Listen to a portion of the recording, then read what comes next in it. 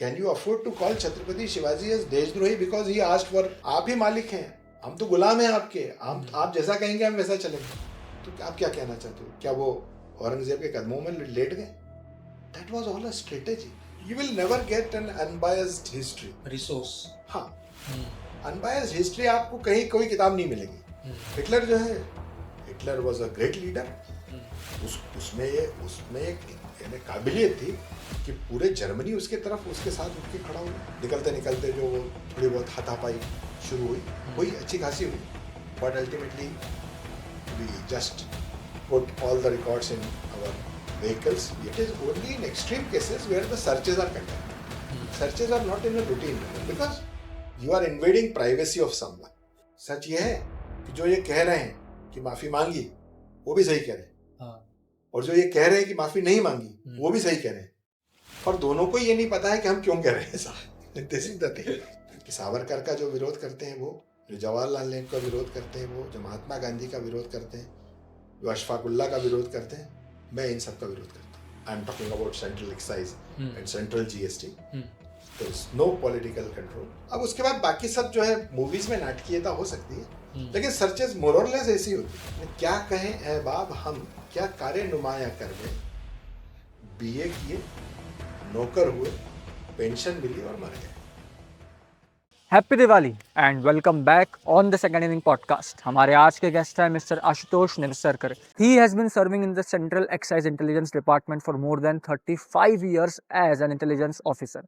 He has conducted hundreds of raids and many arrests of tax evasions. और इनके साथ आज हमने इनके ही प्रोफेशन के बारे में बात करी है कि कैसे ये रेड्स कंडक्ट होती है, इनके पीछे के प्रोसीजर्स क्या होते हैं, किन केसेस में एक रेड को कंडक्ट किया जाता है, उसमें मूवीज में जो दिखाते हैं उसमें सच कितना है, झूठ कितना है, और पॉलिटिकल इन्फ्लुएंस कितना आता है, पावर का इस्तेमाल कैसे होता है। But at the same time जो इम्पॉर्टेंट थीम है इस पॉडकास्ट की वो ये है कि कैसे एक व्यक्ति इतने ज़्यादा हैवी, इतने ज़्यादा हेक्टिक और इंटेंस करियर के साथ में अपनी इंटरेस्ट, अपनी हॉबीज़ को भी ध्यान में रखते हुए जीवन जी सकता है।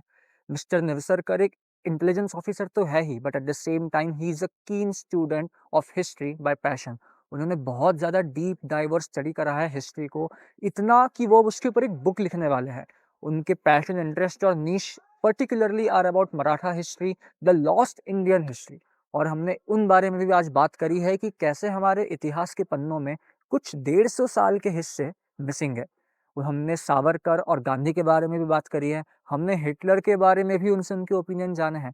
काफ़ी ज़्यादा इंटरेस्टिंग, वैल्यूएबल और नॉलेजेबल कॉन्वर्जेशन है जिसमें आपको एक्चुअल इनसाइट्स मिलेंगे और ये जानने को मिलेगा कि आप तराजू में कैसे अपनी दोनों साइड्स को, अपने प्रोफेशन, अपने करियर को, बट अपने पैशन एंड इंटरेस्ट को वे कर सकते हैं एंड बैलेंस आउट कर सकते हैं। Mister Nivsarkar is the perfect example of this theory, of this point. So इसको एंड तक देखना एंड एंजॉय करना, and once again happy Diwali. Ashutosh Nivsarkar sir, welcome on the second inning podcast. Thank you. And first of all thank you, आपने आज समय दिया, आप यहाँ पे आ जाए। एंड मेरा टारगेट रहेगा कि आपको एक अच्छा एक्सपीरियंस देना इस पॉडकास्ट में, conversation experience. So let's start with it. Yeah. Thank you, Athar. Thank you very much that you came down to my place. It's really nice of you. Looking forward to a by the way, good wonderful one. House, beautiful house. Okay, so let's start with your professional domains first and then हम लोग आगे की बातों पे Please. बात करते हैं। Sure. तो आप एक्साइज डिपार्टमेंट में वर्क करते हैं, आपको प्रेसिडेंशियल अवार्ड भी मिला है इन चीज़ों में। एंड मुझे उसका प्रोफेशनल डोमेन को जानना है, बहुत क्यूरियोसिटी है एंड नॉलेज ज़ीरो है टू बी ऑनेस्ट। क्योंकि मैं क्या, मेरे जैसे जितने भी अगर लोकल या कॉमन मैन है, उनके नॉलेज एक्साइज डिपार्टमेंट्स को लेके या फिर जो ये इनकम टैक्स डिपार्टमेंट्स है, जितने भी ये सेंट्रल डिपार्टमेंट्स हैं, इनको लेके हमारी सिर्फ रेफरेंसेस बन जाती हैं movies and series, because that's the only place we are exposed to. True. Right. True. तो मैं चाहता हूँ आप मुझे इसका एक इंटरनल इंसाइट दें, आपकी प्रोफेशनल जर्नी के साथ में एट द सेम टाइम ये चीज़ें कैसे वर्क करती है। हाँ, बहुत अच्छी बात पूछी आपने, क्योंकि this is basically a revenue department. Okay. Ours is the revenue department. Okay. So there are two sources of government revenue, generally speaking. One is through direct taxes and one is through indirect taxes. There are two parts of generation of government revenue.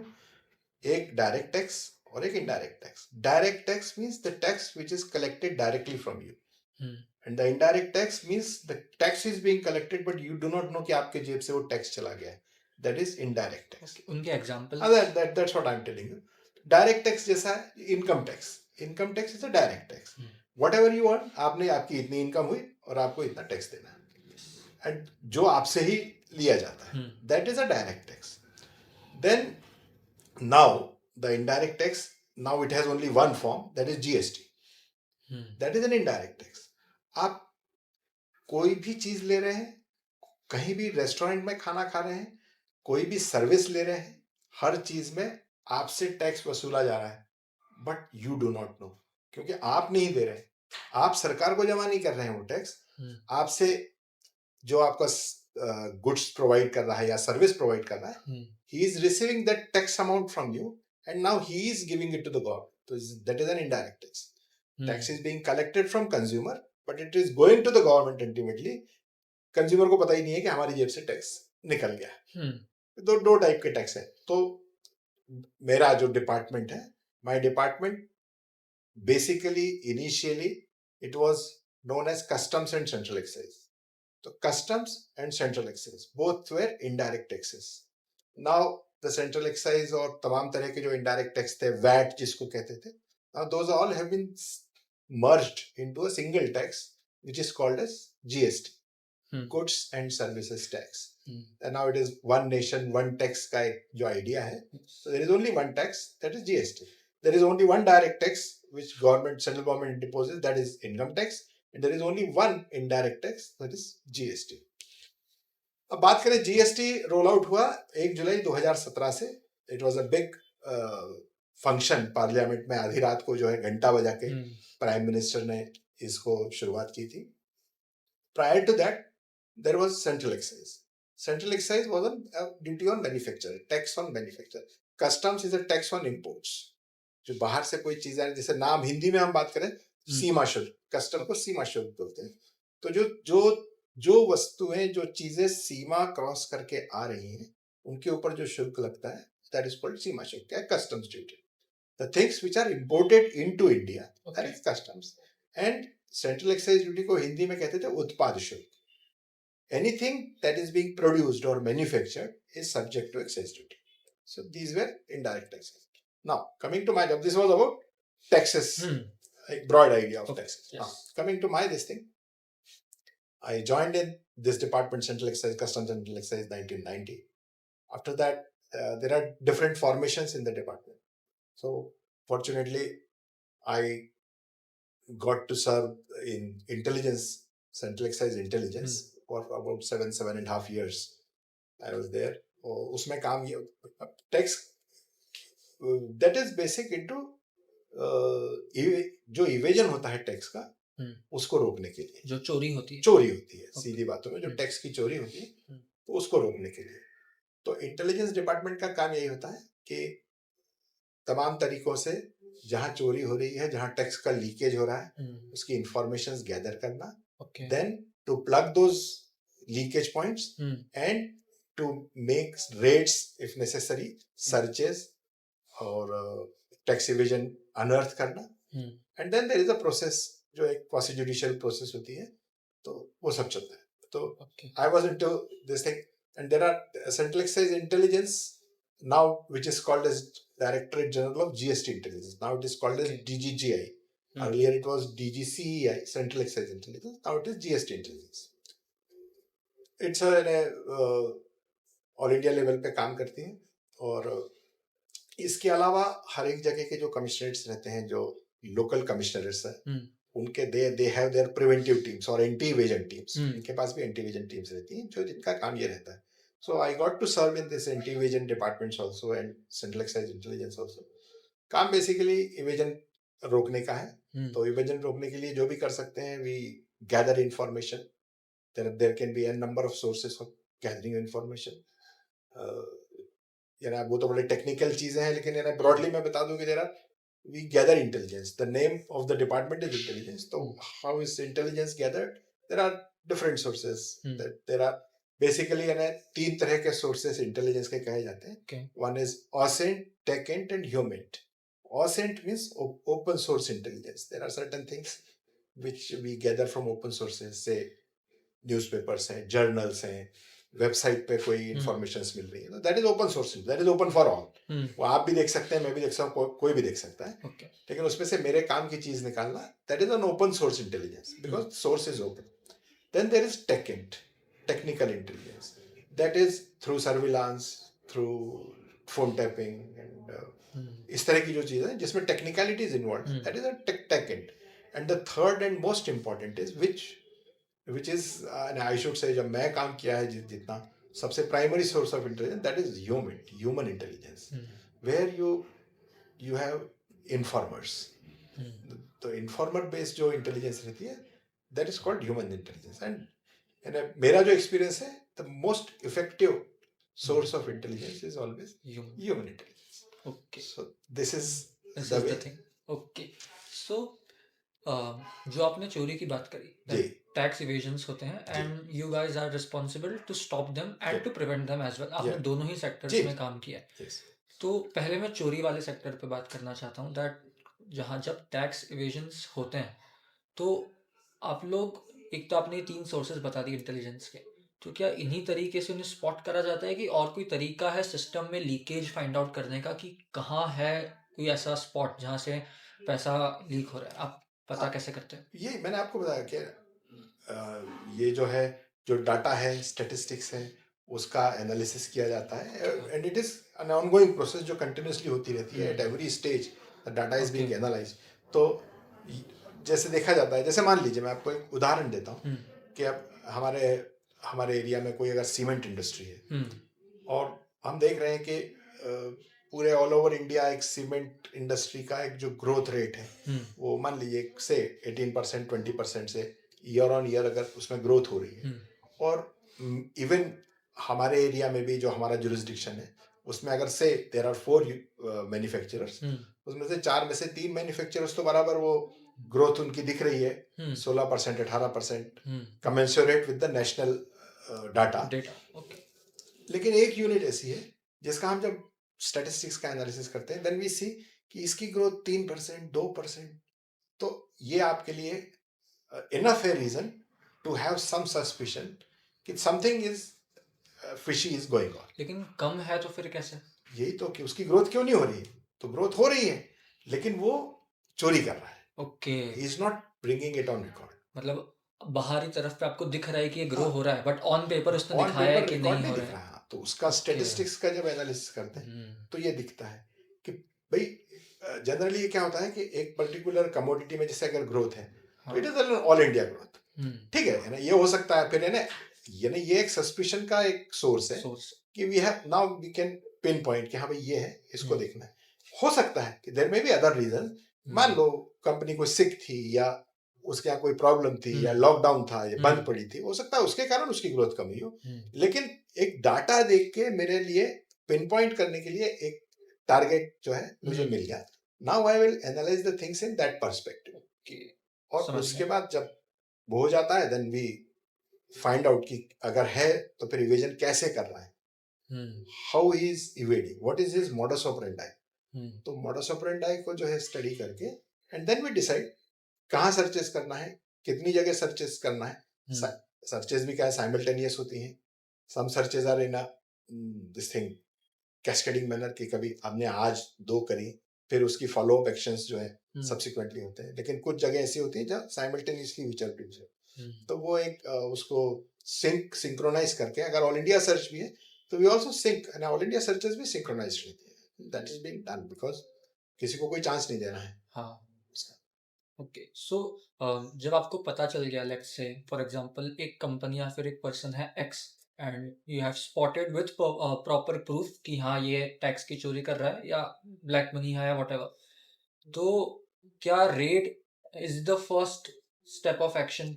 No, not necessarily. Not Not necessarily. That depends upon the intelligence which we have gathered. कि what is the demand of intelligence?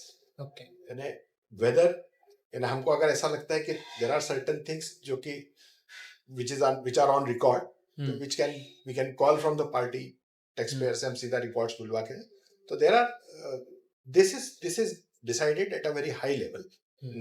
not below the rank of commissioner, who decides Hmm. whenever जो भी officer inspector level का officer से लेके intelligence collect करते हैं, और जिसने भी ऑफिसर ने इंटेलिजेंस गैदर किया, ही प्रपोजेस कि what as per his intelligence he intends to do, उसका प्रपोजल क्या है, then that proposal is examined thoroughly, और it is only in extreme cases where the searches are conducted. Searches are not in a routine manner because you are invading privacy of someone. किसी की privacy का InvIT करना है. अगर मैं search ready है तो सर्च का एक बेसिक जो मोटे तौर पे आज समझ में आता है कि we barge into your house और your business premises and we have full control of that premises till we are there. We will not allow anyone, आपको फोन नहीं करने देंगे, ये नहीं करने देंगे, वो नहीं करने देंगे, या कोई आ नहीं सकता, कोई जा नहीं सकता. There are protocols of search. तो search is a harsh way. It's a total control. It's a total control over. We are invading privacy of someone. So the department and the government takes all precautions before entering into any premises. So ये चीजें बहुत अच्छे से examine होने के बाद ही search. अगर search का अगर ऑर्डर्स हुए तो यानी आम आदमी को समझ लेना चाहिए कि this is only in very extreme cases that the searches are undertaken. मतलब ऑफिशियल्स को full they are completely sure that Yes, जहां yes. सर्च करा है There has to वो be. There has to be something Actually, तभी वो करेंगे. there is a technical term in our department Okay. that is called a reasonable belief. Reasonable belief. We do not act on suspicion. We act on reasonable belief. Okay. Because so you have to find a difference between suspicion and belief and reasonable. Reasonable belief. Suspicion के हम संदेह के आधार पर कोई काम नहीं करते. हमें उचित विश्वास है कि आपके यहाँ ये हो रहा है, तो we have to prove that reasonable belief to our higher officer जो who is empowered to give permission to search. Then we have to convince him कि there is a reasonable belief, and if he is convinced yes there is a reasonable belief कि there are certain documents और things which are being secreted by the person, जो उन्होंने छुपा के रखे हुए हैं, इस तरह का मुझे भी कुछ एविडेंस देना पड़ेगा रीजनेबल बिलीफ का. तो वो रीजनेबल बिलीफ होने के बाद ही सर्च की परमिशन होती है. Search is not done in a routine manner. मतलब ऐसा नहीं है कि कभी भी it is an exception. Search is an exception. Search is not a rule, search is an exception. Okay. मतलब किसी के यहाँ सर्च पड़ रहा है मतलब डेफिनेटली कुछ कुछ ना कुछ है. ऐसा नहीं है कि जबरदस्ती उठ के किसी के यहाँ जा नहीं सकते. वो इतना आसान नहीं है सर्च करना. एंड पॉलिटिकली कितना इस पे इन्वॉल्वमेंट और कंट्रोल होता है? Nil. As far as we are concerned, I'm talking about central excise and central GST. There is no political control. It is only on the basis of records and things which are gathered during investigation and intelligence that the cases are made. In my almost 34 plus years of my job, I have seen zero political interference in my entire career. From Zero. Any party. Irrespective of party. When I say political means political. Irrespective of party, पिछले 34 सालों में तमाम सरकारें आ गई हैं central में. बिल्कुल. But central government की जहाँ तक बात है, and I can assure you, कोई भी डिपार्टमेंट हो, there is zero political interference. कोई political, we act with all liberty, all freedom, and there is never any political interference which we encounter. Never. Okay, so is it like कि उनके पास वो power और potential ही नहीं है, और is it your rigidity कि आपका डिपार्टमेंट जो है वो खुद सेल्फ प्रोटेक्टेड है इतना? देखो, दोनों ही बात नहीं है. एक्चुअली सेंट्रल गवर्नमेंट ने जो रूल्स बनाए हैं, और क्या होता है, किसी भी जगह का काम करने का एक कल्चर हो जाता है. तो हमारे डिपार्टमेंट का there is a culture and which I am proud of कि we go by the books. जो किताब में लिखा है, जैसा लिखा है, we follow the rules strictly. तो और ये ऊपर सरकार तक, सेंट्रल गवर्नमेंट तक सबको मालूम है कि डिपार्टमेंट में रूल्स आर फॉलोड स्ट्रिक्टली. ऐसा नहीं है, एंड एवरीबडी इज आंसरेबल. हर एक ऑफिसर, छोटे स्तर से लेके और बड़े स्तर तक, एवरीबडी इज आंसरेबल. और जब आप आंसरेबल बात कहते हैं, तो हमारे यहाँ जो हायरार्की है, it is very strict. So nobody is involved into any malpractices. I don't say कि कोई no system is foolproof. इधर उधर चीजें हो सकती हैं, but largely, more often than not, there is a total transparency whatever will happen, it will happen with in the knowledge of all the superiors and everyone. So there is no need of any political interference. Things are going smoothly. Political interference तब आएगा जब कहीं कुछ high handedness रहेगी या कुछ ऐसा रहेगा जो which is not happening as it should happen. हमारे ऐसा कोई there is no instance such that, तो इसलिए things are going smooth. Okay. And जब ये तो वो आ गई कि इन्फ्लुएंस की बात मैंने पूछा था. जी. अब अगर मुझे पूछना है कि जब आपके सस्पेक्ट्स जो हैं या फिर जिनके यहाँ पे you are Search. Planning search, जब वहां पे अगर ऐसा आपको ऑब्वियसली आप लोगों को पता चली जाएगा क्योंकि पॉलिटिकल कनेक्शन है हाँ. या फिर या ये खुद पॉलिटिकल इन्वॉल्व है, Yes, yes. तो क्या वहां पे डिपार्टमेंट लेवल पे जो पर्सन है रिस्पेक्टिव जिसके यहाँ सर्च है, उनके प्रोफेशन को लेके कोई सेकंड थॉट आता है कि ये बड़ा बिजनेसमैन है, पॉलिटिकली कनेक्टेड है या पॉलिटिशियन है? नहीं, नॉट एग्जैक्टली ऐसा ऐसा कभी नहीं आता. हाँ, लेकिन अगर कोई ऐसा लग रहा है कि भाई वो कोई इन्फ्लुएंशियल है और सफेद पोश है, फिर वही बात आती है कि आप किसी के ऊपर उंगली उठा रहे हैं. तो और जब आप जानते हैं कि वो ऑलरेडी एक सम्मानित व्यक्ति है या उसका Yes. एक रसूख है हाँ. या उसका एक स्टेटस है समाज में, तो इसलिए फिर वही है कि वी टेक डबल प्रिकॉशंस. घुसने से पहले, अगर उसके एंटर करने से पहले, सर्च करने से पहले हाँ. ठोक बजा के देख लिया जाता है कि यस, यानी there is enough reason that the premises should be searched. तभी होता है, इससे ज्यादा कुछ नहीं है. पॉलिटिकल कनेक्शंस हैं तो हैं, क्या करें. इवेजन जो हो रहा है, हम तो उसको अनर्थ करने के लिए एक्ट कर रहे हैं. और देन सर्च में जो है we follow all the protocol, all the decorum, जो जैसा होना चाहिए. अगर रेजिडेंस की सर्च है तो there is always a lady officer. We do not enter without a lady officer into any residence. अगर ऐसा कोई ऑफिस है जहाँ पे लेडीज ज्यादा काम कर रही हैं, तो lady officers always accompany the search team. शाम को सूर्यास्त के बाद सर्चेज इनिशिएट नहीं होती. सर्चेज जो है सूर्यास्त के पहले ही इनिशिएट होती है. लेकिन एक बार सर्च चालू हो गई तो जब तक पूरा काम खत्म नहीं हो जाता तब तक वो कंटिन्यूस चलती रहती है. तो इस तरह के प्रिकॉशंस लिए जाते हैं. तो ठीक है, लेकिन उसके बाद भी ऐसा नहीं है. कई बार अनटुवर्ड सिचुएशंस आती हैं. कई बार क्या होता है कि कुछ बड़े हार्डकोर्स रहते हैं, हार्डकोर कभी क्रिमिनल्स भी रहते हैं जिनके यहाँ इविजन हो रहा है, पता लगता है. तो हम when we collect the intelligence we get to know about the person कि क्या हो सकता है. हो सकता है कि कभी कोई वहाँ पे मैन हैंडलिंग टाइप की सिचुएशन आ जाए या रेजिस्टेंस बहुत ज़्यादा रहे. ऐसा होता है तो we take help of the local administration, police and everything. लेकिन वी जनरली अवॉइड, क्योंकि हम लोग we are self-sufficient to handle such situations. Okay. But in extreme situations, we do take help from the local administration and police department also. Okay. तो department का खुद का कोई आप उनके ऑफिसर्स के लिए सिक्योरिटी सिस्टम में ऐसा कुछ है, और do they coordinate with the local administration ही जब required? Let me tell you, we are a uniform service. हम लोग यूनिफॉर्म सर्विस, हमारे यहाँ यूनिफॉर्म पहनी जाती है. एक यूनिफॉर्म पहनने के कारण एक अभी भी हिंदुस्तान में, भारत में जो है, एक वर्दी के प्रति थोड़ी सी इज्जत है, थोड़ा सा डर वर्दी का रहता है, ऑटोमेटिकली रहता है.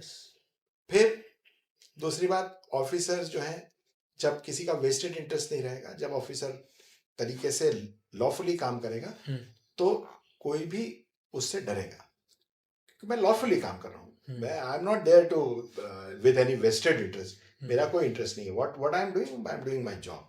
तो उसके कारण भी एक करेज रहती है ऑफिसर को.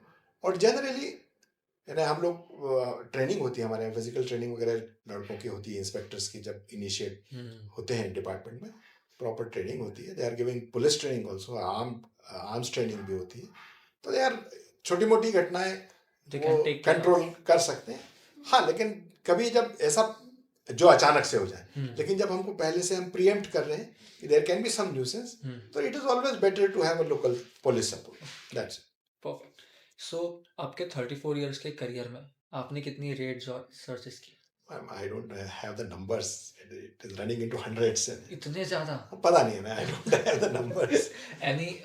Any experience or incident you would like to share जो आप कर सकते हो? ऐसे तो let me tell you, every search is unique in itself.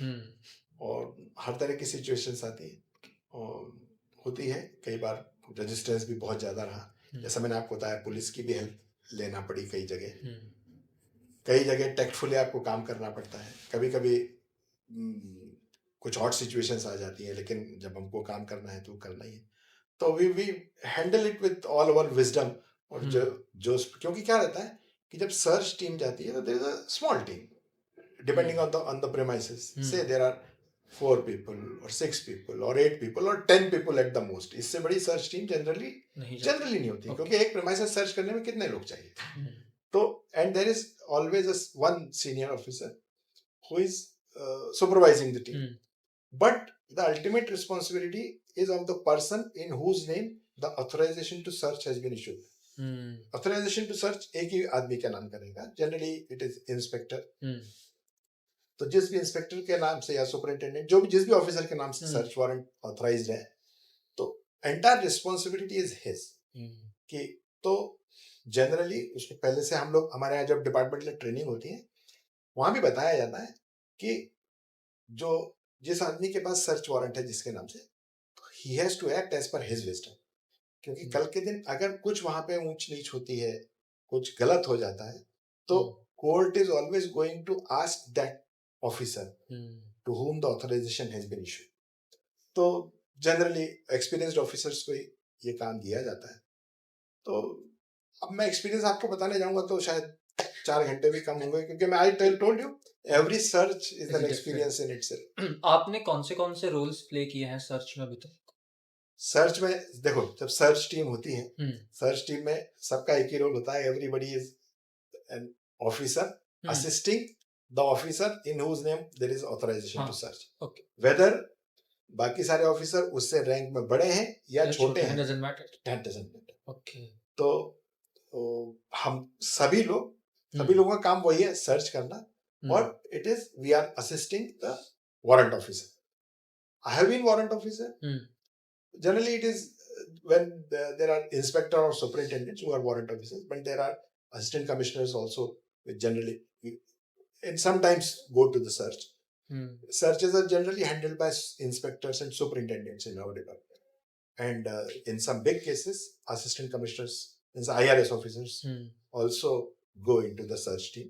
Okay. I have played all sorts of roles, right from warrant officer to as assistant commissioner also. Okay, मतलब आपके नाम पे इशूड था वो? हाँ, रेट many है ना, in hundreds. Okay, तो उस टाइम पे एक लेवल ऑफ प्रेशर और ये रहता है कि बिल्कुल रहता है। it should be, you should, है ना। मैं तो अपने डिपार्टमेंट में मैं जब ट्रेनिंग देता हूँ, मैं ट्रेनिंग सेशंस लेता हूँ, मैं ये बोलता हूँ कि yes, you should take it in all seriousness. Every search should be taken very seriously, whether it is a small or a big search, the responsibility is equal. And फिर वही बात है कि जब मेरे नाम से सर्च वारंट है तो I have to take all the decisions, final decision should be mine. तो क्योंकि I am responsible for that premises during the time of that search, that entire premises is being taken over by me until I get out of there. The premises is in my control. If any good or bad, whatever happens in that premises during the presence of search team, it is my responsibility. So I always say that the warrant officer should be always very careful. And अगर team में अगर आपके कोई उत्साही लोग रहते हैं तो I always suggest कि those should be kept in control. Search से पहले जिम्मेदारियां बांट दी जाती हैं कि किसको क्या करना है, क्या करना चाहिए। कोई एक प्रोटोकॉल है, एक सर्च का एक तरीका है, तो उस तरीके के हिसाब से अगर चलते हैं तो कोई प्रॉब्लम नहीं होती। Otherwise search can be a difficult thing. वैसा भी एक्सपीरियंस करने को मिला ही होगा आपको? क्यों नहीं, जहाँ पे काफी एक्सट्रीम एंड काफी होते हैं, हॉट सिचुएशन बनती होते है। हैं, बहुत कई बार होता है। कुछ आप एक दो बता सकते हो? अब ऐसे क्या बताएं, कोई याद हो कुछ कि उस टाइम पे ये हुआ था जब इनके घर गए थे? नहीं, बहुत हुआ था। एक बहुत पहले जो एक सर्च हुई थी, तो बट मैं नाम तो नहीं बताना चाहूँगा, पर उसमें ये हुआ कि जनरली वो फैक्ट्री थी, तो फैक्ट्री में जब हम लोग सर्च का, हमको मालूम था पहले से कि यहाँ पे न्यूसेंस हो सकता है, तो we are already having police also, है ना, लोकल जो स्टेशन है आउट ऑफ इंदौर है, बाहर की बात कर रहे हैं, तो पुलिस को लोकल पुलिस भी साथ में थी।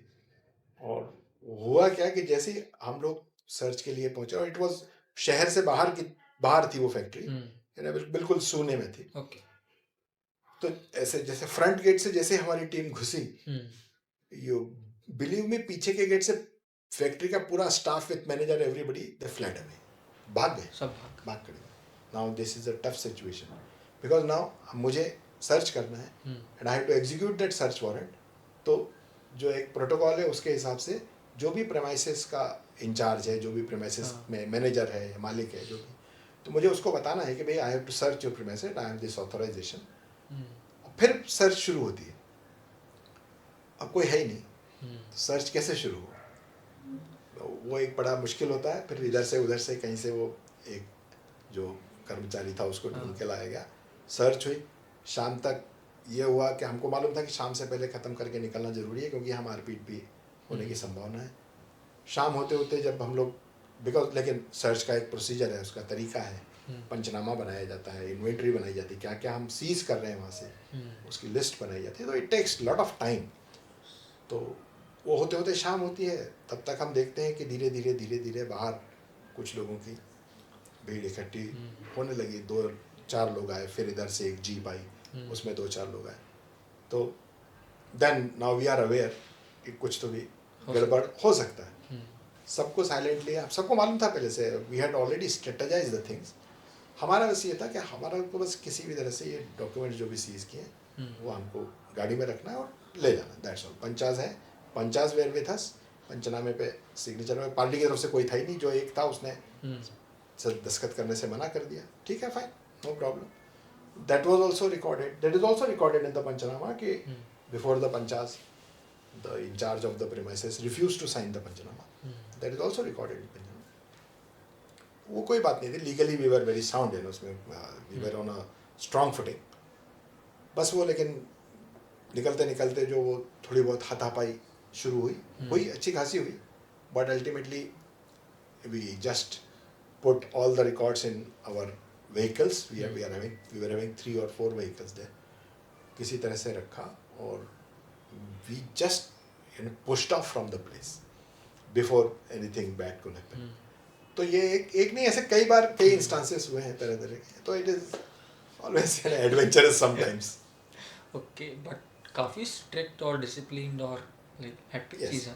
यस, बिकॉज क्या है, बिकॉज जब आप सर्च के लिए जा रहे हैं, जब आप ये कर रहे हैं, तो आपको ये इस बात के लिए तैयार रहना चाहिए कि you are also subject to scrutiny.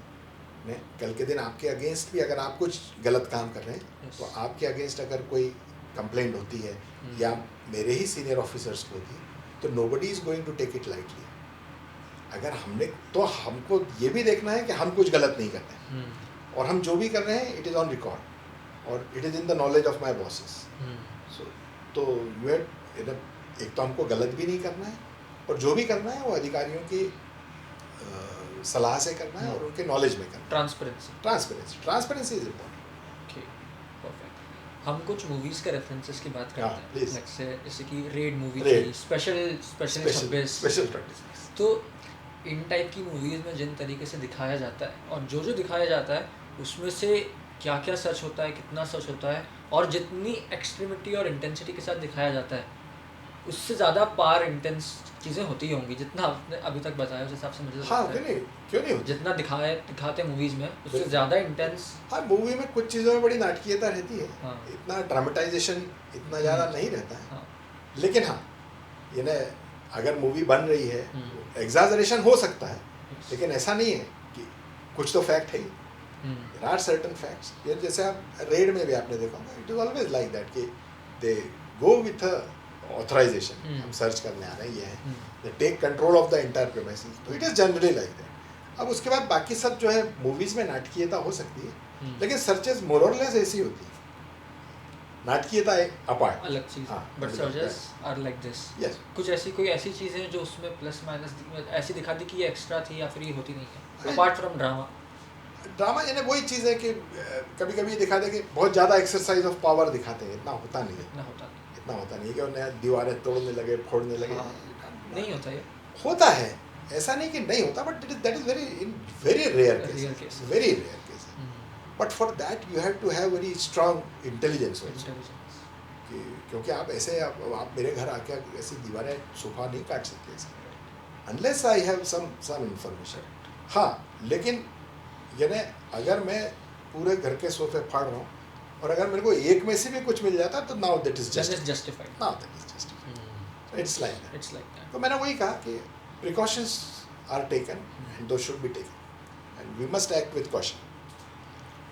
The officers like yourself जो इन एक्टिविटीज़ में इन्वॉल्व रहते हैं, उनको कहीं ना कहीं apart and rather from their professional domain, उनकी पर्सनल लाइफ में उनकी प्रोफेशनल रीजंस की वजह से थ्रेट या एक लेवल का डर रहता है।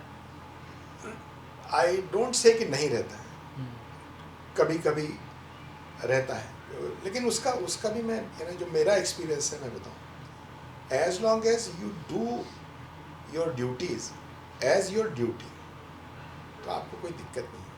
चीज़ें कब होती हैं कि when you take it personally. जैसे मैं आपके यहाँ अगर सर्च करने आया हूँ या आपने अगर कुछ गलत काम किया है, मुझे आपको अरेस्ट करना है, मैंने अरेस्ट किया है, I have done lot of arrest. तो बट मैं हमेशा, मैंने जिसको भी अरेस्ट किया है I have always told him कि देखो भाई मेरा तुमसे कोई व्यक्तिगत दुश्मनी नहीं है, आज के पहले मैं तुमको जानता भी नहीं था, हम आज ही मिले, but what I am doing is my duty, I have to arrest you. मुझे तुमसे क्या तकलीफ है, एज अ पर्सन मेरे को अथर्व से क्या तकलीफ हो सकती है, but as an assessee, as a tax payer you have done such and such wrong, so as an officer I have to take that action, so don't take ill of it. और ultimately मेरा कहना है कि this is financial crime, ये financial crime है, ये कोई उसने तो किसी का मर्डर तो किया नहीं है, फाइनेंशियल क्राइम है, उसके लिए जो सज़ा प्रिस्क्राइब्ड है, जो प्रोसीजर प्रिस्क्राइब्ड है, उसके हिसाब से हमको करना है। पर क्या होता है कि जब when things move south, when you take it, when you start taking it personally, तब चीज़ें बिगड़ती हैं। तो कभी पर्सनली लेना, मुझे this is my job, what I am doing is my job.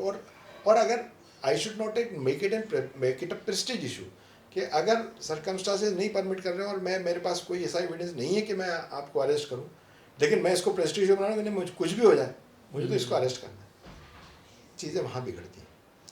ठीक है ना, होता है कभी कभी, ये भी होता है कि यस थ्रेट्स रहती हैं, थ्रेट आती भी हैं, right, it's all in game, चलता है, आदमी सीख जाता है इसको हैंडल करना ऑटोमेटिकली। एक्सीलेंट।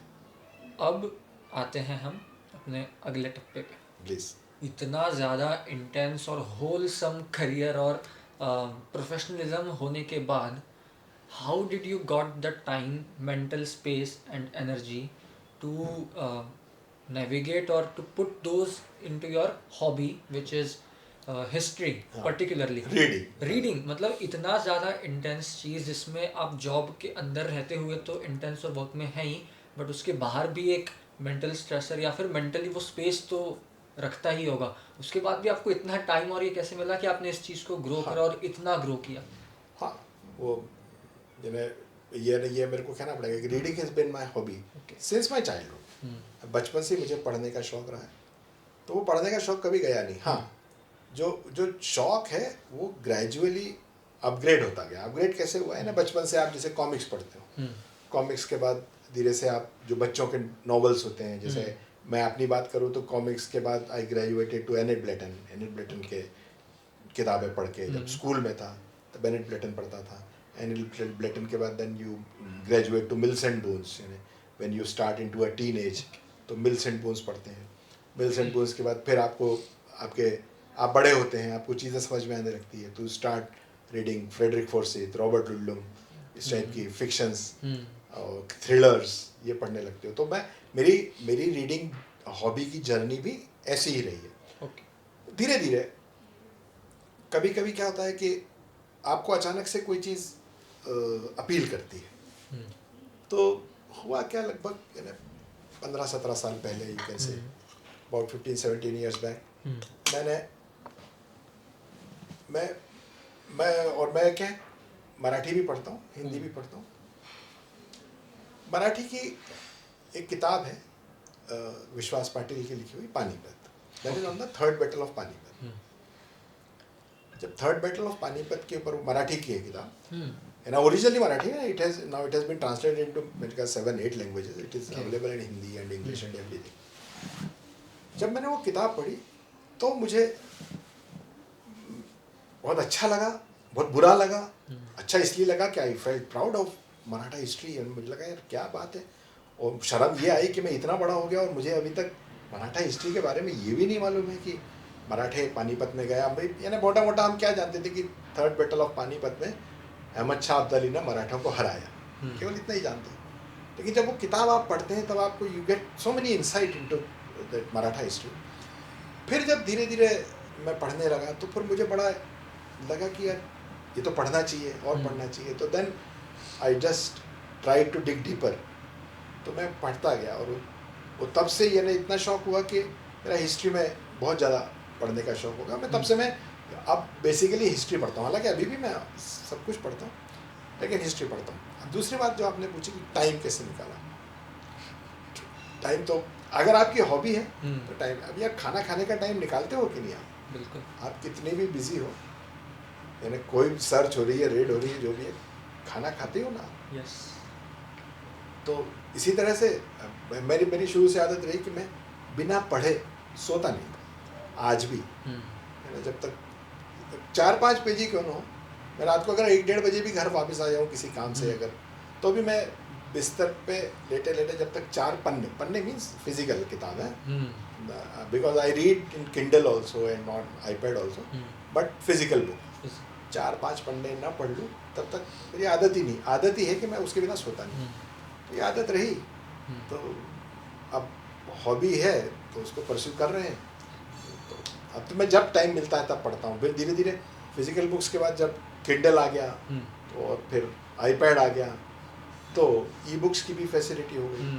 तो now I can carry books. मैं गाड़ी में भी जाता हूँ, अगर मेरा ड्राइवर चला रहा है तो I find time to read. मेरा किंडल मेरी गाड़ी में ही रहता है हमेशा। अच्छा। तो जब भी टाइम मिलता है पढ़ लेता हूँ, ऐसा इसलिए शौक रहा मुझे। But the more commendable thing is कि पढ़ने का शौक तो is good, it's admirable, but ज़्यादा बड़ी चीज़ है आपने जिस डेप्थ के साथ उसको मतलब जितनी डेप्थ तक आप गए और जो क्यूरियोसिटी के साथ आपने उनको बाहर निकाला, वो सुन के मेरे को बहुत मज़ा आ गया था। देखो क्या है धर्म, ऐसा कहते हैं कि हिंदुस्तान में, in this part of the world where we are living, यहाँ पे आपके तुमने जनरली देखा होगा हमारे टूरिस्ट जो आते हैं बाहर से, लोग घूम रहे हैं, खूब घूम रहे हैं। अब टूरिस्ट जनरली, और वो ऐसे घूमते हैं, आज यहाँ घूम रहे हैं, कल इंडोनेशिया है, फिर परसों मलेशिया है, तो चाइना घूम रहे हैं। हमको ये लगता है कि यार ये इतने कैसे घूमते हैं। आप कभी कश्मीर जाके देखिए, डल लेक में कई फॉरेनर्स हैं जो वहाँ महीनों पड़े रहते हैं। आ गए डल लेक में, उन्होंने एक पीछे की तरफ एक बढ़िया एक हाउस बोट ली, हाउस बोट में मुझे हमेशा से ये लगता रहा यार इनके पास टाइम कैसे मिलता है, नौकरी धंधा नहीं है क्या? बस मैं इसी बात पे आ रहा हूँ। Actually in this part of the world where we are living, in the society where we are living, हमारे लिए सबसे इम्पोर्टेंट काम है रोजी रोटी कमाना। हर एक आदमी स्ट्रगल क्यों कर रहा है कि यार नौकरी लग जाए या कुछ बिजनेस हो जाए, जो भी हो जाए, लेकिन मेरी वो सब क्यों हो जाए? क्योंकि मेरे को 2 जून की रोटी मेरे और मेरे परिवार के लिए सबसे पहला उसका काम ही रहता है, ये हो जाए, घर हो जाए, गाड़ी हो जाए, तो उसके लिए अर्निंग। तो यानी जो गृहस्थ जीवन में सबसे पहला काम क्या है कि यू हैव टू अर्न। पर होता क्या है कि हम इतने ज़्यादा उलझ जाते हैं कि हम पूरी लाइफ में क्या किया हमने, बस वो earning, we don't do anything else. यानी एक अकबर इलाहाबादी का एक शेर है कि क्या कहे अहबाब हम क्या कारे नुमाया कर गए। अहबाब मीन्स फ्रेंड, और कारे नुमाया यानी ऐसा काम जिसकी नुमाइश की जा सके। यानी क्या कहें अहबाब हम क्या कारे नुमाया कर गए, बीए किए, नौकर हुए, पेंशन मिली और मर गए। तो हमारे यहाँ जो है जनरली आम जनता का एक जनरल लाइफ जो है यही है कि बीए किए, नौकर हुए, पेंशन मिली और मर गए। ये लाइफ है, और इससे जो बाहर निकल गया वो सुखी रहता है। ठीक है, this is also one of the things which you have to do in your life, कि बीए करना है, नौकर भी होना है, लेकिन इसके अलावा भी तो कुछ करना है कि नहीं करना है। What you are doing for yourself. मैं अगर नौकरी कर रहा हूँ मेरे परिवार के लिए कर रहा हूँ, ठीक है, मेरे अर्निंग के लिए कर रहा हूँ कि मेरे अच्छी लाइफ मैं लीड कर सकूँ उसके लिए। पर मैं अच्छी लाइफ लीड कर सकूँ तो वो अच्छी लाइफ क्या है, पहले तो ये समझिए। केवल घर में रहना, बढ़िया अच्छे घर में रहना, अच्छी गाड़ी होना, दिस इज नॉट लाइफ। अगर आप इसको लाइफ समझते हो तो ठीक है यार, यू आर डूइंग एवरीथिंग। लेकिन मेरे लिए मैं नौकरी कर रहा हूँ, that is one thing which I am doing because I have to do it, it is my duty towards my family. अगर मैं भी किसी करोड़पति परिवार में पैदा होता तो शायद ये मेरा शौक, मैं और इसको और भी डेवलप कर सकता था। लेकिन उसके बाद भी कुछ तो मुझे करना ही है ना। मेरी आइडेंटिटी क्या है? मेरी आइडेंटिटी केवल मेरी नौकरी के कारण नहीं होना चाहिए, ठीक है, that is also my duty, that is also my job. But मैं अपने लिए क्या कर रहा हूँ, तो ये मैं अपने लिए कर रहा हूँ, वो मेरी हॉबी है, दैट गिव्स मी सेटिस्फेक्शन, मुझे उसमें आनंद आता है। बाकी तो मेरा करना ही है भाई, मुझे ड्यूटी है मेरी। अब मेरे को जिस चीज़ का सरकार तनख्वाह दे रही है, I have to do with all my dedication and devotion, so I do it. लेकिन फिर मैं अपने लिए क्या कर रहा हूँ? ये तो मैं सरकार के लिए कर रहा हूँ, मैं अपने लिए नहीं कर रहा हूँ। ये तो चूंकि सरकार मुझे पैसा दे रही है, उसके बदले में उनको काम दे रहा हूँ, पर मैं खुद के लिए क्या कर रहा हूँ? तो इसलिए मेरा मानना यह है कि हर एक इंसान को, हर एक को हॉबी होना चाहिए, और होती है। कुछ लोग छोड़ देते हैं, कुछ लोग प्रोक्रेस्टिनेशन है कि अरे ठीक है यार अब क्या करना, अब तो उम्र हो गई। हॉबी, कोई भी हॉबी परस्यू करने की उम्र नहीं होती। I know people, there is one of my friends who after retirement, after 60 years of age, उसको म्यूज़िक का शौक था, गाने का शौक था, लेकिन ना तो सीखा था ना कुछ था। 60 years की एज के बाद उसने कहा नहीं, अब तो मैं अपना शौक पूरा करूँगा। उसने म्यूज़िक टीचर लगाया जो उसको घर पे सिखाने आता है, करता है, and I am very happy. कितना बढ़िया बात है। बिल्कुल। तो हॉबी अपनी परस्यू करना चाहिए। तो हिस्ट्री का मेरे को हॉबी है, हाँ। मैं उसको कर रहा हूँ। पढ़ना मेरी हॉबी है, लेकिन हिस्ट्री पढ़ना और ज़्यादा है, इट्स नीश एरिया। ओके, सो अब थोड़ी सी हिस्ट्री पे बात करते हैं। बनाए। सो आपने पर्टिकुलरली जिन बातों पे ज़्यादा वजन दिया था पिछली बार जब हमारी बात हुई थी, वो ये थी कि in our history there is a black period. 150 साल का।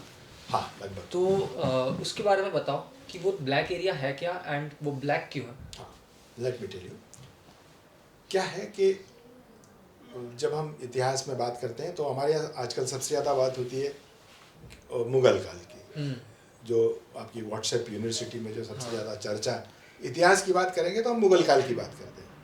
हमारे लिए लोग कहते हैं कि हम हमारी इतने साल गुलाम रहे। कौन गुलाम रहे, किसके गुलाम रहे? दो ही चीज़ें याद आती हैं लोगों को, एक तो अंग्रेज़ों के रहे, अंग्रेज़ों के गुलाम रहे, और उसके पहले मुग़लों के। यस। खैर, मुग़लों के गुलाम नहीं रहे, लेट मी से इट, इन्हें कभी मौका आएगा तो अपन इस पर विस्तार से बात करेंगे। मुग़लों के हम कभी गुलाम नहीं रहे। हाँ, अंग्रेज़ों के हम एक तरह से कह सकते हैं कि हम गुलाम रहे। लेकिन जब मुग़लों की बात करते हैं, तो जब मैं हिस्ट्री पढ़ने लगा तो मुग़ल बादशाहों की बात करें हम, एक तो मुग़ल से पहले जो पीरियड था वो मुस्लिम रूलर्स थे, but that is called a सल्तनत पीरियड, तो सल्तनत काल था। मुग़ल काल 1526 से चालू होता है, 1526 व्हेन पानीपत की पहली लड़ाई हुई थी, जब बाबर ने इब्राहिम लोदी को हराया था। तो साहब उसके बाद से यहाँ पे मुग़ल रूल चालू हुआ। फिर जो मुग़ल्स की एक हायरार्की चालू हुई, एक वहाँ पे लॉ ऑफ हेरिडिटरी था ही, कि बादशाह की पोस्ट जो है वो हेरिडिटरी थी, and there was law of primogeniture also. Primogeniture means the eldest son will be the king. Law of hereditary and law of primogeniture. Primogeniture means the eldest son will be king. तो वैसे ही चलते हुए उस eldest होने के लिए कभी कभी छोटे भाइयों ने बड़ों को भी मार दिया। वो चलता रहा, क्योंकि जब तक बड़ा रहेगा तब तक छोटा नहीं बन सकेगा। तो बाबर है, बाबर के बाद हुमायूं आए, हुमायूं के बाद अकबर आए, कुछ बड़े। मैं अभी कुछ दिन पहले एक कॉलेज में यहाँ पे हिस्ट्री पे ही लेक्चर था, मैंने वहाँ पे हिस्ट्री के स्टूडेंट्स थे, बीए के स्टूडेंट्स, उन्हें पूछा कि आप मुझे मुग़ल बादशाहों के नाम बताओ। कई लोगों ने बड़ी तेज़ी से नाम बताया कि बाबर, हुमायूं, अकबर, जहांगीर, शाहजहाँ, औरंगज़ेब। गुड, ये पूरी लीनिएज है। बाबर के बाद हुमायूं, हुमायूं का लड़का अकबर, अकबर का जहांगीर, जहांगीर का शाहजहाँ, और शाहजहाँ का लड़का औरंगज़ेब। मैंने कहा और बताओ आगे। अब आगे किसी ने कहा वो शाह आलम, किसी ने कहा कि बहादुर शाह जफर, मैंने कहा ये बहादुर शाह जफर तो लास्ट मुगल बादशाह यस। हुई इन 1857, जब स्वतंत्रता संग्राम के समय की बात है, जब बहादुर शाह जफर को कैद करके रंगून भेज दिया था। तो बहादुर शाह जफर आखिरी मुगल बादशाह कहे जाते हैं। लेकिन औरंगजेब तो आपने आखिरी नाम बताया, Aurangzeb died in the year 1707 1707 and Bahadur Shah Zafar died in 1857। 1857। पूरे 150 साल हो गए, 150 साल हो गए, 1707 से 1857 तक। तो यानी मुगल काल ही चल रहा है। हाँ। आखिरी बादशाह मुगल बादशाह बहादुर शाह जफर, यानी हाँ। पूरा मुगल पीरियड चल रहा है। तो फिर 150 साल कहाँ थे मुगल? Where were those? तो एक्चुअली ये जो एरा है इसके बारे में किसी को नहीं मालूम कि बीच में क्या हुआ, कौन बादशाह था, कौन चला रहा था, किसका शासन था। क्योंकि वो आपको 1803 के बाद ईस्ट इंडिया कंपनी ने टेक ओवर किया। और ईस्ट इंडिया कंपनी ना अभी भी अंग्रेज नहीं है। हाँ, east India company. It is east India company. अंग्रेज कब आया? 1858 के बाद। यानी अंग्रेज जो गवर्नमेंट है, शासन है, गवर्नमेंट ऑफ इंडिया एक्ट जब आया हाँ। तब से वो 1858 के बाद है। उसके पहले ईस्ट इंडिया कंपनी थी। तो ईस्ट इंडिया कंपनी तो 1803 में आई। तो 1707 से 1803 तक कौन, उसके बारे में भी कोई बात नहीं है। That is the period which is a dark era in history, dark period of history. And that era, that period was ruled by Marathas. वो समय था जब मराठों ने मेजर पार्ट ऑफ इंडिया पे कब्जा था और उनके हिसाब से चलता था। उन्होंने कभी बादशाहत नहीं ली, दिल्ली की बादशाहत कभी उनके पास नहीं रही। लेकिन दिल्ली में जो भी बादशाह रहता था वो मराठों के मर्जी से रहता था। अंडर जिनको मराठे चाहते थे वही बादशाह बनेगा। तो ये एक मराठा पीरियड जो है 1707 से लेकर 1803 1818 तक, जब थर्ड एंग्लो मराठा वार में पूरी तरह से ख़त्म हुए। And then Bajirao second Peshwa जब थे 1818 में, उनको अंग्रेज़ों ने यानी क्या कहना चाहिए डिथ्रोन किया and he was shifted to Bithoor near Kanpur. तब तक जो है मराठों का दबदबा रहा पूरे ग्रेटर इंडिया पे और उन्हीं का शासन था, मुगल बादशाह। और बस लेकिन उस पीरियड में क्या है 1761 में 1761 में जो पानीपत की तीसरी लड़ाई थी उसमें मराठों की बुरी तरह से हार हुई। तो वो एक 10 साल का पीरियड जो है वो बहुत परेशानी में मराठों का निकला। लेकिन again by 1772 they regained all the things. फिर से लाल किले पे भी कब्जा कर लिया था। और 1782 से लेकर 1803 तक मराठों का झंडा लाल किला पर फहराता रहा। जरी पटका जिसको कहा जाता था मराठों का, भगवा रंग का झंडा वो लाल किले पर फहराता था। और 1803 में जब ईस्ट इंडिया कंपनी ने कब्जा किया लाल किले पर, तो ईस्ट इंडिया कंपनी ने मराठों का झंडा उतार के अपना झंडा फहराया। ध्यान रखने वाली बात है, लाल किले पर झंडा मराठों का फहराता था। तो ये कैसे हुआ कि औरंगज़ेब तक का जो हमारा इतिहास था उसके हमारे पास डॉक्यूमेंट्स हैं, हमारे पास कहानियाँ हैं, बुक्स है इतनी सारी, और ईस्ट इंडिया कंपनी जब आई उसके बाद का भी इतिहास लिखा हुआ है बहादुर शाह जफर तक का, पर वो डार्क पीरियड जिसकी हम बात कर रहे हैं वहाँ का कुछ लिखा पढ़ी क्यों नहीं है, वो डार्क क्यों है? दैट बहुत बढ़िया बात पूछी है आपने, और आपके सवाल में ही जवाब है कि 1707 तक का लिखा हुआ हमारे पास है, 1803 के बाद का लिखा हुआ हमारे पास है। तो बाद बीच का क्यों नहीं लिखा? कौन लिखेगा? क्योंकि क्या है कि वही बात है कि हॉबी है, जब समृद्धि रहेगी तब सारे शौक पूरे होते हैं। मुगलों के पास बहुत पैसा था, बादशाह थे, तो वो they used to carry their scribes, उनके पास लिखने वाले थे जो अपने शौक के लिए लिखते थे कि अकबरनामा लिखा, आईने अकबरी लिखी गई। सबके पास अबुल फजल और फैजी ऐसे लोग मराठे नहीं अफोर्ड करते, क्योंकि मराठा तो वॉरियर कौम थी, वो तो लड़ रहे थे, they were just fighting for their own existence. तो ये लिखने पढ़ने की बात क्या है, ये सब लग्जरी है। ये तब दिमाग में आती है जब आदमी का पेट भरा, जब आदमी के पास बाकी और सब जगह फ्रंट पे सुखी हो आदमी, तब ये चीज़ें सब सामने आती हैं। मराठास तो क्या है उस टाइम लड़ रहे थे 150 साल तक भी। मैं अच्छा, और फिर क्या हुआ 1707 के बाद जब हारने लगे जब लोग, तो अपनी हार क्या लिखेंगे? तो मुगलों ने भी लिखी नहीं, क्योंकि अब तो वो हारने लगे थे, यस। हार को कोई नहीं लिखेगा, हाँ। तो ऐसा लिखने लायक कुछ बचा नहीं, तो मुगलों ने लिखा नहीं। ईस्ट इंडिया कंपनी आई तो फिर वही ईस्ट इंडिया कंपनी थी, देवर द बिजनेसमैन, तो व्यापारी थे, पैसे की कोई कमी नहीं थी, तो उनके पास ऐसे तमाम लोग थे जो शौकिया लिखते थे, है ना। अभी आज भी यानी हम राजपूत इतिहास की बात करें तो दे ऑलवेज से ग्रांड डफ, जो इंग्लिश राइटर है जिसने लिखी है, ग्रांड डफ, ग्रांड डफ ने लिखी राजपूत हिस्ट्री। इतिहास ही नहीं है, राजपूतों का इतिहास लिखा ही नहीं गया, मराठों का इतिहास कभी लिखा ही नहीं गया। Now that entire history is being rewritten, क्योंकि वो चीज़ें केवल खतों किताबत में मौजूद है, और वो फॉर्चुनेटली वो सब उस ज़माने के काफ़ी सारे जो खत हैं, जो ओरिजिनल डॉक्यूमेंट्स हैं, जो आदान प्रदान होते थे, या कुछ डायरीज थी, कुछ हिसाब किताब जो लिखे जाते थे, वो सब हैं, वो प्रिजर्व्ड है, और उनको जो है अब स्टडी किया जा रहा है, और उनको उनके बेसिस पे हिस्ट्री लिखी जा रही है। कई सारी इवन फारसी के, let me tell you, I have a book, एक जो 1707 के बाद की जो मुगल हिस्ट्री जो लिखी गई है, एक सियारुल मुतखरीन करके एक किताब है। सियारुल मुतखरीन मीन्स द टाइम्स ऑफ बड़े लोगों का समय, इसका जो ये फारसी में है, सियारुल मुतखरीन, तो एक गुलाम मोहम्मद तबाई करके एक थे, उन्होंने लिखी है, लेकिन वो कोई उसमें गुणगान नहीं है मुगलों का, इसलिए वो प्रचारित नहीं हुई ज़्यादा, लेकिन वो अब आर्काइव्स पे, इंटरनेट आर्काइव्स पे, इधर उधर ब्रिटिश लाइब्रेरी में यहाँ सब आपको मिल जाती है। I have that book, I have read, आपको उसमें बहुत सारी जानकारी मिलती है मराठों के बारे में। अच्छा। क्योंकि क्या है कि उसने तो इतिहास लिखा है, तो वो यानी उसने उससे किसी ने लिखवाया नहीं था। इतिहास दो तरह से लिखा जाता है, या तो कोई लिखवाए, अगर मैं किसी से इतिहास लिखवाऊंगा तो मेरी बड़ाई होगी, हमेशा यूलोजाइज किया जाएगा मुझे, क्योंकि it is being written for me, to please me. तो ऐसे बहुत सारे जो मुगलों के लिए जो लिखे गए, वो it was to please them, लेकिन ये इन्होंने जो लिखी थी सियारुल मुतखरीन, ये it was not to please anybody, अपने मेमोइर्स थे, तो वो मेमोइर्स लिखे हैं, फिर उस समय की खतों किताबत है वो मिलती है। तो इसलिए आप देखो राजपूत और इनका इतिहास भी, अगर कोई आप बोलता है किसने लिखा, तो वो एक ग्रैंड डफ ने लिखा, चार्ल्स पहले ने लिखा, उन्हीं का मिलेगा।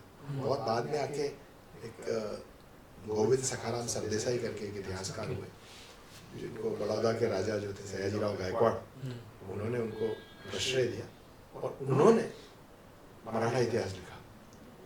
उनको रियासत का सरदेसाई कहा जाता है, मराठी रियासत, तमाम रियासतों के बारे में उन्होंने लिखा, 9 खंडों में, 9 वॉल्यूम्स में उन्होंने मराठा हिस्ट्री पूरी लिखी है। I have that entire volumes with me. Govind Sakharam Sardesai, पहली बार आपको एक ऑथेंटिक हिस्ट्री लिखी हुई सरदेसाई की मिलती है। ओके। तो इतिहास वो एक एरा है कि जिसके बारे में आपको ढूंढना पड़ता है कि कहाँ से क्या मिलेगा। इट इज स्टिल इवॉल्विंग, अभी भी इवॉल्व हो रहा है। मुझे एक हिस्ट्री को लेके जो बायस क्रिएट होता है उसको लेके बात करनी है। पहले मैं डिफाइन करना चाहूँगा कि जैसे कि आपने मुगल का बताया कि लोग बोलते हैं कि हम मुगल के शासन में थे, बट एक्चुअली मुगल ने कभी पूरा शासन किया भी नहीं। तो ये तो आपने एक फैक्ट बताया। मुझे दिलचस्पी है बायस जानने में, जैसे कि लोगों की कंसिडरिंग आज के टाइम का व्हाट्सएप यूनिवर्सिटी और सोशल मीडिया, लोगों का हिस्ट्री में बायसेस बन जाते हैं कि जैसे कि मुगल काल जो था वो पूरा बर्बाद था, जिसमें पूरे देश के जितने भी कॉमनर्स थे सबकी हालत ख़राब थी, सारे हिंदू परेशान थे। तो इस टाइप के, ये मैंने एक एग्जांपल दिया। तो इसी एग्जांपल को आप अगर चाहें, आपके पास जो भी नॉलेज है उसके साथ ब्रेक करके बताएं कि ये बायसेस बनाना हमारे लिए सही है कि गलत है। बायसेस तो बनाना कभी भी किसी भी फील्ड में अच्छा नहीं है। You should always be unbiased. अब बायसेस क्यों है उसका तो there can be a number of reasons, because more often than not these biases are politically motivated. Generally उससे किसी न किसी को फायदा हो रहा होगा, इसीलिए ये बायसेस हो रहे हैं।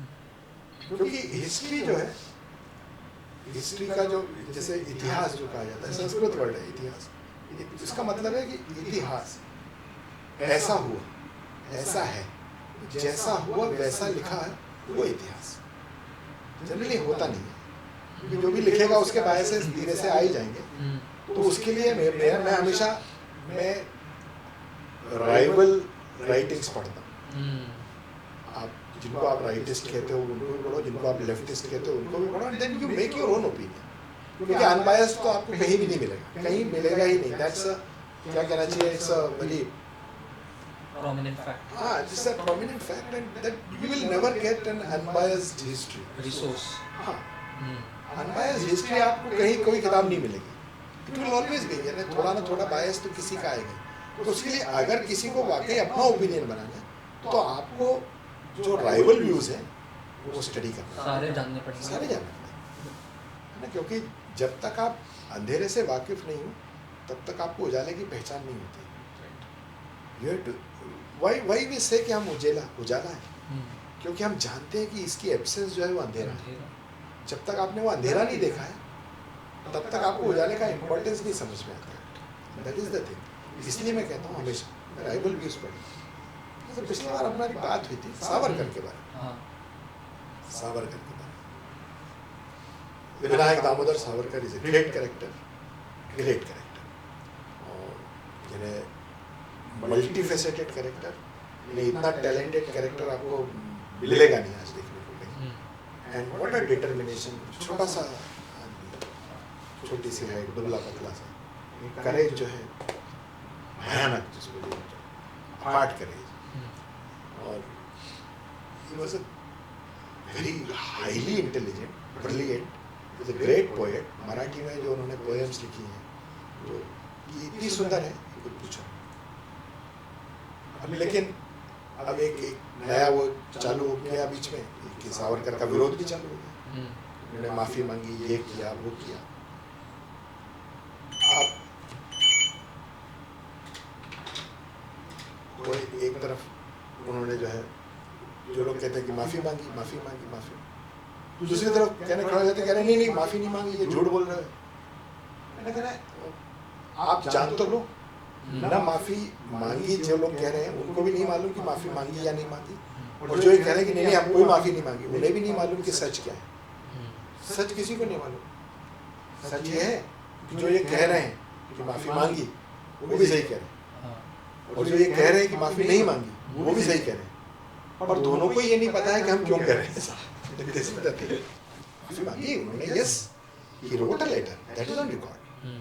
उसमें कोई बुराई नहीं, बट ये कोई नहीं उसके पीछे जानना चाहता कि what was his intention behind it. उनको जो सजा हुई थी काला पानी की, उनको 2 जन्म कैद हुई थी, Hmm. 2 आजन्म कारावास थे। एक आजन्म कारावास उस समय जो है 50 यानी 25 साल का कारावास रहता था, जो आज हम 20 साल का कहते हैं, Hmm. उस समय अंग्रेजों के समय में 25 साल का रहता था। उनको 2 आजन्म कारावास होते थे, यानी 50 साल जेल में रहना था। Hmm. 1910 में वो जब जेल में गए थे तो उनके गले में एक तख्ती टांगी गई थी, उसमें उनके छूटने की तारीख लिखी रहती थी। दैट वाज, उसमें लिखा था 1960, 1960। Hmm. उनको कुछ दिनों बाद ये लगा कि मेरा तो जीवन यहाँ पे खत्म हो जाएगा, इसकी बजाय मैं तो बाहर जाके कुछ समाज का, देश का भला करूँ, वो ज्यादा अच्छा है। Hmm. वही उनको बोला कि माफी मांगो, हाँ ठीक है माफी मांग, यस ठीक है मैं माफी मांग लेता Rational हूँ, enough. It's nationalism. मैं कहता हूँ हाँ भाई गलती हो गई, आगे से आपके बारे में नहीं बोलेंगे, क्योंकि यहाँ मेरा जीवन बर्बाद करने से अगर मैं बाहर रहता हूँ तो I will be more useful for the society, for my nation, I will be able to do something good for my nation. पर यहाँ मेरा जीवन क्यों बर्बाद कर, दैट वाज द इंटेंशन। अब जो लोग बोलते हैं कि नहीं मांगी, मैं कहता हूँ, मैं तो हमेशा कहता हूँ हाँ मांगी, बिल्कुल मांगी, लेकिन इंटेंशन तो देखो। तो न वो कहने वाले सही है ना ये कहने वाले सही है। Hmm. मैं तो तर्क देता हूँ। एक बार मेरा किसी लेक्चर में किसी ने बोला था ये, तो मैंने उनको तर्क दिया था। मैंने शिवाजी ने, छत्रपति शिवाजी ने अपने औरंगजेब के साथ जो भी उनका कार्यकाल रहा, उन्होंने औरंगजेब से 3 बार माफी मांगी, 3 बार माफी मांगी है शिवाजी ने, दैट इज ऑन रिकॉर्ड। तो क्या शिवाजी देशद्रोही हो गए? Can you afford to call Chhatrapati Shivaji as देशद्रोही बिकॉज ही आस्क्ड फॉर, उन्होंने क्या लिखा कि नहीं भाई आप ही मालिक हैं, हम तो गुलाम हैं आपके, आप जैसा कहेंगे हम वैसा चलेंगे। तो आप क्या कहना चाहते हो? क्या वो औरंगजेब के कदमों में लेट गए? That was all a strategy. तो there are certain things which are done as a part of strategy. आप हर एक चीज़ को ऐसा आइसोलेट करके नहीं देख सकते. You have to look into it with a perspective. उसको एक जब पूरे फ्रेम को आप देखेंगे तब आपको चीज़ें समझ में आएंगी. जस्ट बीच में से कोई चीज़ उठा के कोट मिसकोट करना, it creates all the confusions. तो कहने का मतलब ये कि सावरकर का जो विरोध करते हैं वो, जो जवाहरलाल नेहरू का विरोध करते हैं वो, जो महात्मा गांधी का विरोध करते हैं, जो अशफाकुल्ला का विरोध करते हैं, मैं इन सब का विरोध करता हूँ. मैं इन सब का विरोध करता हूँ because I am in love with Savarkar. I am equally in love with Nehru, I am equally in love with Gandhi, and I am equally in love with Ashfaqullah Khan and Subhash Chandra Bose and Lokmanya Tilak and whatever, जो भी हुए. क्योंकि क्या है कि आप अच्छाइयाँ देख रहे हैं कि बुराई. हम सभी लोग मानव हैं, मनुष्य हैं, एंड हम जब जन्म हुए, हम पैदा हुए, तो we are born with some inherent qualities and some inherent डिसक्वालिटीज. गुण और अवगुण दोनों में है, तभी इसलिए हम मनुष्य हैं, नहीं तो हम भगवान होते हैं. तो चाहे वो सावरकर हो या नेहरू हो या गांधी हो या सुभाष चंद्र बोस हो, ये भी सभी इंसान थे. हम कहते हैं महामानव, महामानव ही थे, लेकिन महामानव ही थे, महामानव थे, लेकिन महामानव थे, भगवान नहीं हो गए, ईश्वर नहीं हो गए. छोटी मोटी गलतियाँ सबसे होती हैं और थोड़े बहुत गुण दोष सब में होते हैं, लेकिन हमें गुणों को देखना है, दोष को क्या देख के करना. आपने देखे हैं कभी? खुद के नहीं देखे हैं दोष. सावरकर के और नेहरू के देखने चले, क्या आपकी औकात है हमारी आपकी? क्या हम उनके दोष, हम तो अगर उनके गुण देख लें वो भी हमारे लिए बहुत होगा. दोष देखने की न तो हमारी लायकी है, न हमारी औकात है. तो we should not point fingers. ये लोग हमारे लीजेंड्स हैं, महामानव हैं, और we should learn from them. कोई भी, irrespective of party, politics, everything. I respect all. ये काफ़ी अच्छी चीज़ लगी मुझे, क्योंकि मुझे बहुत कम लोग ऐसे मिल पाते हैं जो सिर्फ राइटियसनेस और फैक्ट्स को लेके अपने ओपिनियंस बना पाए, और जो जैसा आपने कहा सावरकर को भी मैं उतना ही प्यार करता हूँ जितना गांधी को करता हूँ. So that was really well said. तो हिस्ट्री की जो एक परसेप्शन होता है, कोई भी आदमी जब बनाना चाहे तो वो परसेप्शन बनाते वक्त क्या ये ज़रूरी है कि वो कोई साइड पिक करे, कि वो एक न्यूट्रल लेवल पे एक रस्सी पे चल सकता है? क्यों नहीं चल सकता? नहीं, अपना ओपिनियन बनाए. Everybody should have opinion. अपना ओपिनियन सबको रहना चाहिए. You have a right to opinion. मेरा ओपिनियन बनाने का मेरे को, लेकिन दैट ओपिनियन यानी I should be able to justify my opinion with all conviction. तब तो उस ओपिनियन बनाने का कोई मतलब है. मैं अगर ऐसे ही कह दूं कि यार ये अथर्व बेकार लड़का है, ये ऐसे क्या है? I should be able to prove before 3 people, yes ये रीजंस हैं, दीज आर द रीजंस जिसके कारण मैं कह रहा हूँ कि ये अच्छा है या ये बुरा है. अच्छा है कहना तो बहुत आसान होता है, तारीफ तो आप किसी की भी कर सकते हो, और बुरा बोलना भी उतना ही आसान है. मैं बोल सकता हूँ कि बुरा है, पर अच्छा है बोलने में कोई आपसे नहीं पूछेगा, पर बुरा है बोलने में पूछूंगा भाई, ये बुरा है तो क्यों बुरा है, आप बताएं रीजन. तो लेकिन ओपिनियन अपना बनाना चाहिए. लेकिन फिर वही बात कि इल इन्फॉर्म्ड और मिस इन्फॉर्म्ड ओपिनियन नहीं बनाना चाहिए. अगर ओपिनियन बनाना है it should be N informed opinion. और इन्फॉर्म्ड ओपिनियन कैसे आएगा? तो जैसे मैंने शुरू में बताया कि जब आप राइवल राइटिंग्स पढ़ोगे, जब आप राइवल व्यूज़ को जानोगे. आप अगर किसी की तारीफ कर रहे हो, ये उसकी बुराई कर रहा है, भाई उसके पास भी तो कोई रीज़न होगा ना बुराई करने का, तो वो भी मैं जान लूँ. आप क्यों तारीफ कर रहा हूँ वो भी मैं जान लूँ.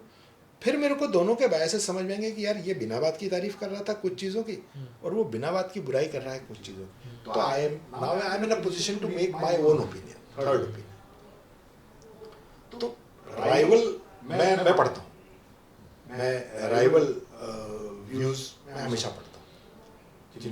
जिनको आजकल जो है व्हाट्सएप यूनिवर्सिटी में लेफ्टिस्ट और अर्बन नक्सल और इस टाइप के लोग कहा जाता है, the historians like Romila Thapar and Irfan Habib. आप रोमेला थापर को, फिर वही बात है कि रोमेला थापर की जो लायकी है, जो उसका स्टडी है, जो उसका रिसर्च है, हमारी क्या औकात है कि हम उसको उंगली उठा सकें. ठीक है, शी हैज एन ओपिनियन. वो ये नहीं करें कि आप भी अब ओपिनियन रखो. उसने तो जो लिखना है वो लिख दिया. आपको पढ़ना है पढ़ो, नहीं पढ़ना है मत पढ़ो. अगर मैं और आप नहीं पढ़ेंगे तो कोई रोमेला थापर को डिस्क्रेडिट नहीं कर देगा. या हम और पढ़ने लगेंगे तो उसको ज़्यादा क्रेडिट पॉइंट्स नहीं मिलेंगे, but that is for you to decide. तो मैं तो पढ़ता हूँ, मैं हर तरह के ओपिनियंस पढ़ता हूँ, चाहे वो कार्ल मार्क्स हो या शंकराचार्य हो। तो आई रीड, मैं इंडियन फिलोसफी पढ़ता हूँ, मैं वेस्टर्न भी पढ़ता हूँ, सब कुछ पढ़ना चाहिए। मेन कैंप पढ़ो। अब हिटलर क्या था, अब आप हिटलर को क्या समझते हो अथर्व, आप बताएं। हिटलर एक नॉर्मल लोगों के लिए तो एक काफ़ी ज़्यादा कम्युनिस्ट नहीं, एक Communist काफ़ी ज़्यादा वो था, डिक्टेटर था, बहुत बड़ा डिक्टेटर, जिसकी वजह से बहुत डिस्ट्रक्शन हुआ एक मास लेवल पे। बट कहीं ना कहीं मुझे लगता है उसके अंदर कुछ तो ऐसी अच्छी चीज़ें थी ना, डेफिनेटली। बिना बात के तो इतने लोग पीछे नहीं आते हैं, यस। है ना। जैसे जैसे आजकल हमारे तमाम बाबा जी लोग हैं जो कथा करने खड़े हो जाते हैं, लोग दूसरे लोग गाली देने उनको खड़े हो जाते हैं। मेरा कहना है कि कुछ तो होगा ना, वो बोलने बैठा है, उसको सुनने के लिए 2000 लोग खड़े हैं ना, आप बोलने लगो, 2 से तीसरा नहीं आएगा सुनने के लिए।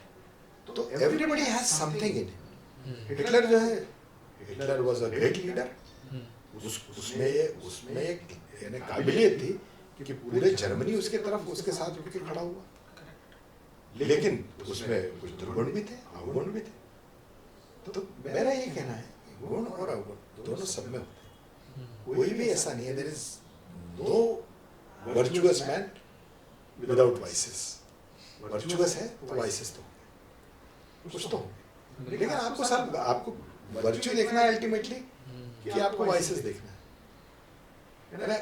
कोई बड़ा आदमी है शराब पी रहा है, मैंने कहा वो शराब पीते थे इसलिए आप पी रहे हैं, ठीक है, लेकिन उसकी वर्च्यू नहीं देख रहे हो, उसके वाइसेस देख रहे हो। तो शराब पीता, अरे ठीक है पीता था, लेकिन उसने जो अच्छा काम किया उसको फॉलो करो ना। बुरा काम को फॉलो करने के लिए तुरंत तैयार खड़े हो जाते हैं। तो हर एक आदमी में अच्छी और बुरी दोनों क्वालिटीज होती है। Every man who is born with certain inherent qualities। हाँ, कितनी जल्दी वो उसको पहचान लेता है और उसको होन अप करता है, वो दैट डिपेंड्स। परफेक्ट। एक मैं छोटा सा पॉइंट और ऐड करना चाहूँगा जो आपने कहा पढ़ने वाली बात पे, तो दोनों साइड का पढ़ना चाहिए। इसमें अंडरलाइन मुझे करना है पढ़ना। सर लोग आजकल पढ़ते ही नहीं है, लोगों का सोर्स ऑफ इंफॉर्मेशन हो गया है सोशल मीडिया। उन्होंने इंस्टाग्राम और यूट्यूब पे 4 वीडियोस देख लिए एंड अब they know everything about Mughals and everything about Maratha history, कि हाँ मुझे तो सनातन धर्म और सब कुछ, ये सोर्स बन गया which should not be. Yes, मैं तो हमेशा प्रमोट करता हूँ कि पढ़ना चाहिए। आदत डालो तो एक बार, ये कोई भी आदत डालना पड़ती है, ठीक है। मैं कहता हूँ चलो आपको पढ़ने का शौक नहीं है, आपको सुनने का शौक है, आप सुनो। यूट्यूब जो है, internet, it's a plethora of material which is available है। पॉडकास्ट हो, आप यानी इतना है, इतना कि आपका जीवन बीत जाएगा, आप सुन नहीं सकोगे, पढ़ नहीं सकोगे, इतना है।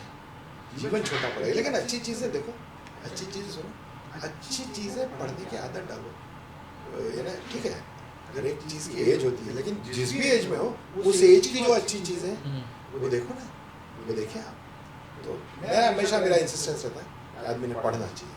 और पढ़ना क्या चाहिए, मैं हमेशा, अभी मैं किसी कॉलेज में एक इंडक्शन प्रोग्राम में गया था, तो वहाँ पे ये हुआ पढ़ना चाहिए, तो किसी ने बोला कि सर क्या पढ़ना चाहिए। मैंने कहा जो आपको अच्छा लगे वो पढ़ना चाहिए। जो आपको वो जासूसी उपन्यास अच्छा लगता है ना, वो पढ़ो।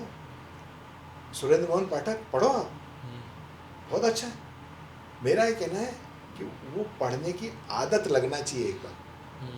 मैं कौन सा कोई इतिहास की किताबें पढ़ना मेरा शौक हो गया। मैं भी जो है वो कॉमिक्स से शुरू किया, कॉमिक्स से एनेट बेटन से मिल्स एंड बोन्स, फिर मैंने जैसे बताया Jeffrey Archer and Robin Cook and this and that. धीरे धीरे करते करते आदमी अपने आप ग्रेजुएट होता है। जब आप पढ़ने लगते हो तब आपको वो ग्रेजुएशन वो अपने आप होता है, ग्रेजुएट डेवलप हो जाती है, आप अपने आप डेवलप होता है। तो मैं ये कहता हूँ जो आपको अच्छा लगता है, व्हाटएवर यू लाइक, फिल्मी मैगजीन अच्छी लगती है वो पढ़ो, लेकिन पढ़ो, आदत डालो कि पढ़ें।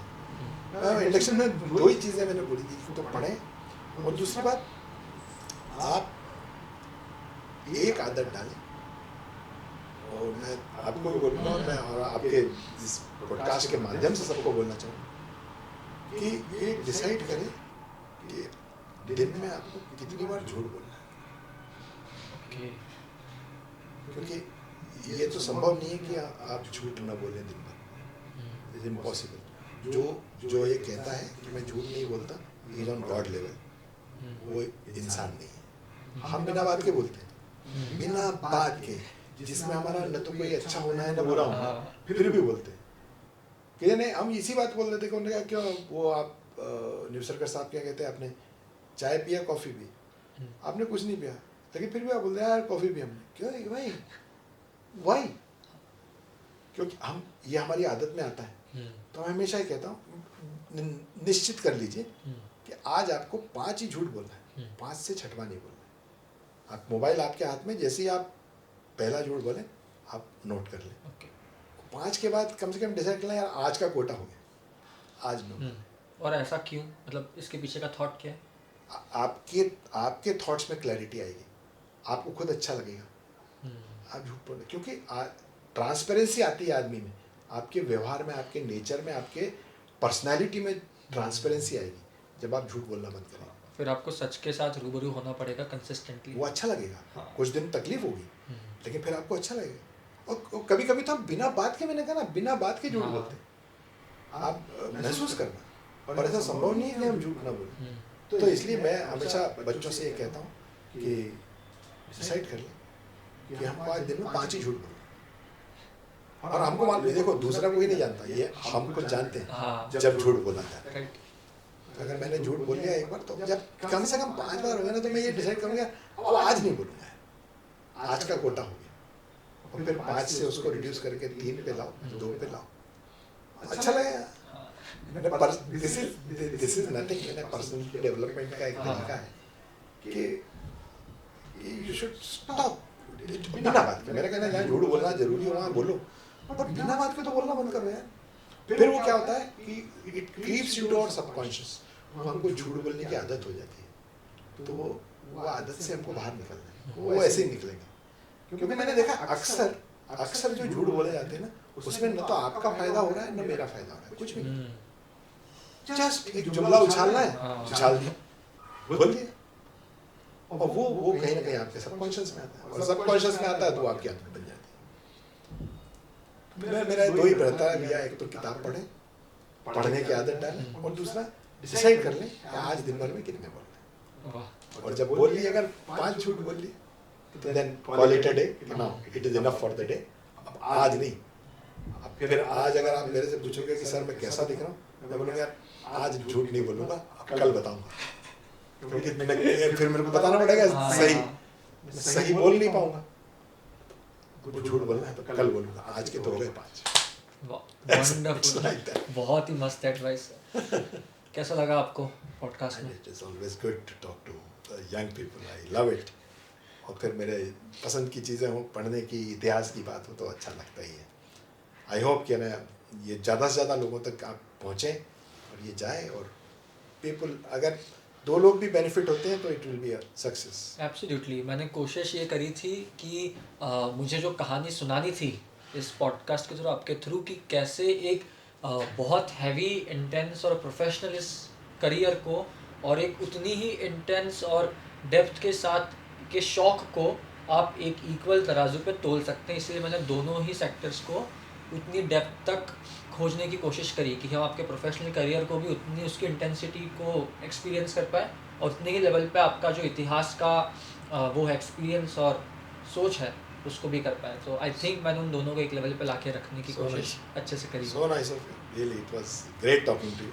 Thank you. अच्छा रहा, and looking forward to having more of such interactions in future. Definitely, sir. Thank you very much for.